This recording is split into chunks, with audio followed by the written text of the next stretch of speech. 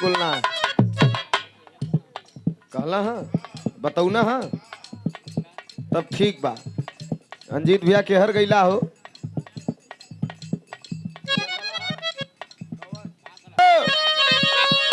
रुका बाबू कुछ कहत हूँ रुका हो बालेश्वर दादा कहाँ है?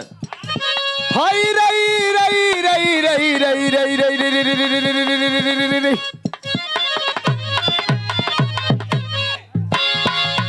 अरे गोरिया तुम्हारी चोली। आज का समय आज तो मान ला लेडीज ना है लेडीसन के संगे होला त गाईला। आज थोड़ी देर बदे हमें हीरो मान ला हमरे बुल्लू भैया के हीरोइन मान ला। खाली माने के भैया कुछ जाई न खाली माने के कुछ जाई न मत मनिया। अब हमहन अपन ही में मजा ले लेवल जा। मेहरारू मेहरारू मिल के लइका जन्माए सकत हई तब हमहन अपने में आपस में मजा तो भी ले सकल जाला ना। आए नहीं लइका ना लइका जन्मी तो ना ढेर तो घंट से तो घंट लड़ी सकला। कहे अरे गोरिया तुम्हारी चोली गोरिया तुम्हारी चोली आए आए खोली कहीं गई है।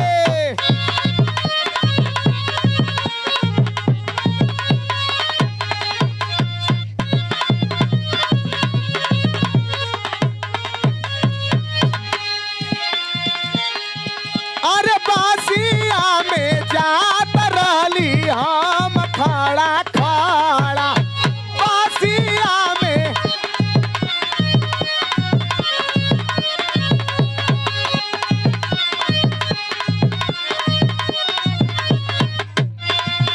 अरे बासिया में जात रहली हम खड़ा खड़ा। तीन बेर खोदल समंगल एक बेरी भाड़ा तीन बेर खोदल समंगल एक बेरी।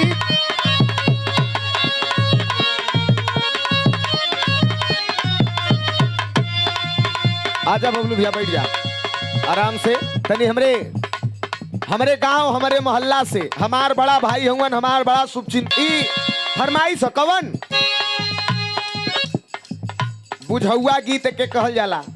पुरनिया दादा लोगन गौले हुवन एके सुने में लगी कि बड़ा अंठेवल बड़ा गंदा बोल देहलस लेकिन एकर मतलब बड़ा बढ़िया है।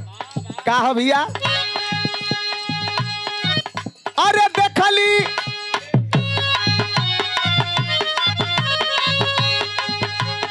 टंगिया पे टंगिया चढ़वली मिलल छेद से छेद ऊपरा से नाई के हिलवली ऊपरा से नाई के हिलवली निकले माल सफेद ऊपरा से नाई के हिलवली निकले माल सफेद।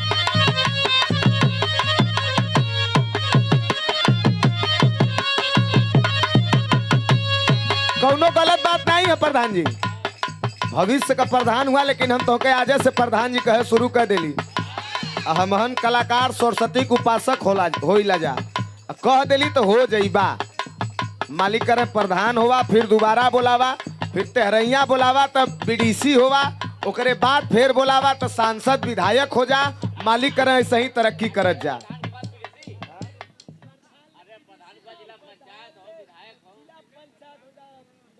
अच्छा राजनीति का जानकारी कम है क्षमा करिया। प्रधान ले जिला पंचायत होखा ओकरे बाद विधायक हो जा फिर सांसद हो जा ओकरे बाद फिर मुख्यमंत्री हो जा प्रधानमंत्री हो जा राष्ट्रपति हो जा जवन हो कुल हो जा। आप हमारे आदरणीय पर मोदी अपन रास्ता नाप ले मोदी अब रास्ता नाप ले कहा कि दूसरे के भी मौका देवे के चाहिए। कौनो गलत बात नहीं हो। अब तो चट्टी चौराहे पे इलेक्ट्रॉनिक व्यवस्था हो गया हो।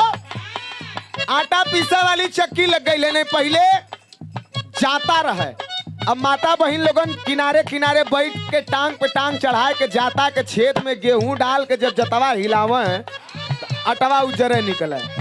एक है और गाँव में लोगन का अरे देखली सिवानवा में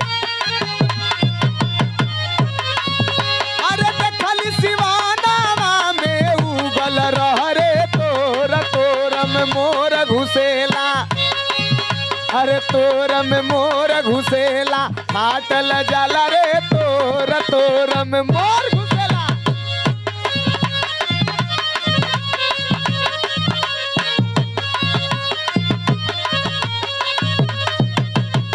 इहो कौनो बात गलत नहीं हो। गांव देहात में तोर के कहल जाले? सरसों के कहल जाले? सरसों के। सरसों के खेत में एक ठे मोर जात रहे, तो वही के देख के कवि जी लिख दिला कि तोर फटत जाए या मोर हालत। तो के ना कथी, तू तो भाइये हुआ जल्ला। शिव मंगल चचा के पीछे काहे पड़ल हुआ?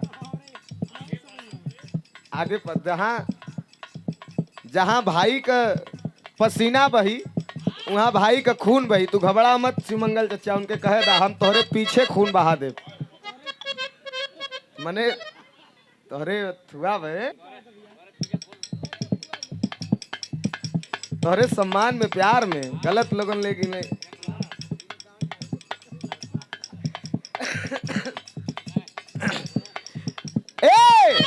चैत का गरमी असर तोहरा करे लागी ना, चैत का गरमी असर तोहरा करे लागी ना, ये गोरिया करे लागी ना। तो बोला गेहूं कूट जोनू खूटी गोड़ लागी।